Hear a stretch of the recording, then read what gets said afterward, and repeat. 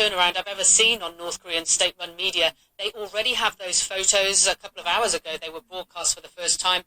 And they're the photos of the launch itself. And you can see a clearly delighted Kim Jong-un watching from the control center. The North Korean leader has certainly put a premium on his space program, and this is a big day for him.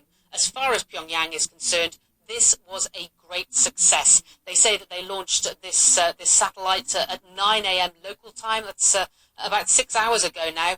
And they say within 9 minutes and 46 seconds, the satellite went into orbit. Now, we don't have official confirmation from South Korea or from Japan. They're obviously working very hard to see if they can detect what actually went into orbit. We know from one senior U.S. defense official that a launch vehicle appears to have reached space. And we're also hearing some conflicting reports from South Korean Defense Ministry saying they believe there may have been an explosion from the first stage, from the booster, and it went into 270 pieces. We're hearing it's not clear what exactly caused that at this point. But obviously there will be a rush now to see if they can find any of those fragments. Obviously with 270 pieces, it's going to be a lot harder for them to find anything meaningful to be able to tell what kind of capability North Korea has. But according to that announcement from KCTV, they say that they will be launching more satellites. And so despite this international condemnation that we are hearing, and we will hear a lot more of in coming days, Kim Jong-un himself will be very pleased today. Natalie?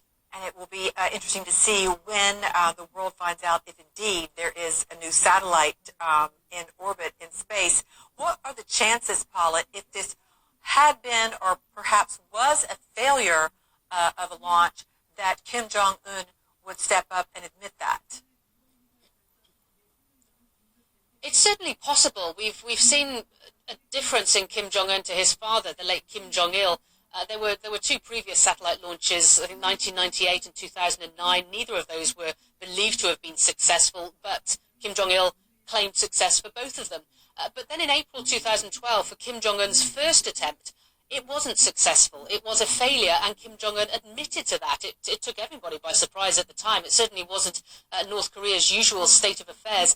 But of course, bear in mind, they had invited the international media to come and watch that one as well. So maybe they felt under pressure to admit that it was a failure. But that one, I believe, exploded about 90 seconds into the flight. So potentially, if this was a failure, we would expect Kim Jong-un to actually say it was a failure. Now, we know that the Defense Ministry here in South Korea is holding a briefing at this moment. An interesting point that they have just come out with is that they are discussing THAAD with the United States. Now, this is a missile defense system, which we have been hearing about recently.